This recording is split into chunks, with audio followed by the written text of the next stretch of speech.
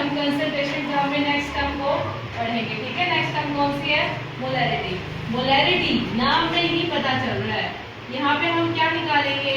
Moles. किसकी concentration find करेंगे? Moles की।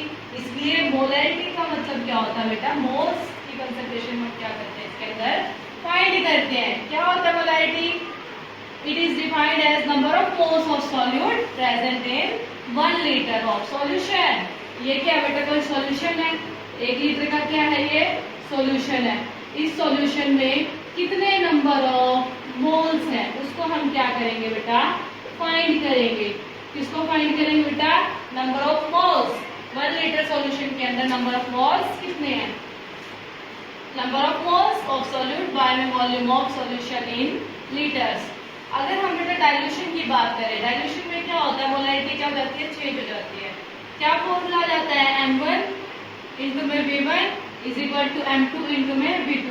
अगर हम क्या करते हैं बेटा? डाइल्यूशन हम क्या करते हैं बेटा? V1 से वॉल्यूम को क्या करते हैं? इंक्रीज कर दे। V1 से V2। मान लो पहले क्या था? 5 लीटर था, फिर हमने क्या कर दिया उसको? 10 लीटर।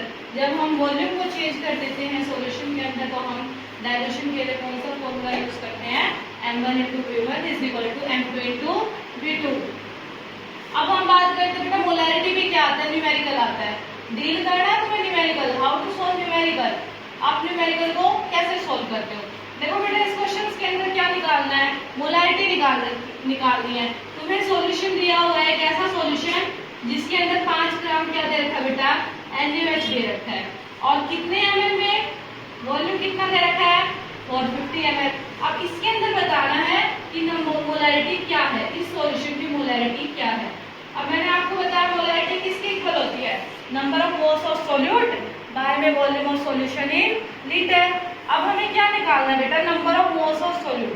ठीक है, number of moles of solute का भी क्या होता है बेटा? फॉर्मूला होता है। Number of moles of solute हम कैसे निकालते हैं बेटा? गिवन मास बाय में मोलिक्यूलर मास। गिवन मास कितना बेटा? 5 kg, 5 ग्राम। और मॉलिक्यूलर मास कितना है बेटा? कितना मॉलिक्यूलर मास होता है NaOH का? मॉलिक्यूलर मास होता है बेटा एटम्स के, सभी एटम्स को हम क्या करते हैं? सभी एटम्स के मासेस को हम क्या करते हैं? ऐड करते हैं। वो क्या होता है बेटा? मॉलिक्यूलर मास होता है। इसका मॉलिक्यूलर मास कितना होता है बेटा? लगभग कितना होता है? 40 ग्राम के आसपास होता है। कितना होता है बेटा? 40 ग्राम। तो यहाँ से हमारे पास क्या आ जाते हैं बेटा? मोल आ जाते हैं। मोल कितने हैं? 0.125 मोल। अब हम क्या करेंगे? पुट कर देंगे हमारे फॉर्मूले के अंदर। Number of moles of solute क्या है? 0.125 मोल। ठीक है, अब बारे में वॉल्यूम। वॉल्यूम को ध्यान में रखते हुए क्या देखना है बेटा? वॉल्यूम हमेशा लीटर में लेना है। किस में लेना है? लीटर में। लेकिन देखा आपने न्यूमेरिकल में आपको वॉल्यूम किस में दे रखा है? ml में दे रखा है। किस में दे रखा है? ml में। अब आपको क्या करना है? 450 जो ये ml है ना, इस ml में नहीं लेना। हमारे फॉर्मूले के अंदर क्या है? Volume of solution in litre. इसको किस में कन्वर्ट करना है? लीटर में।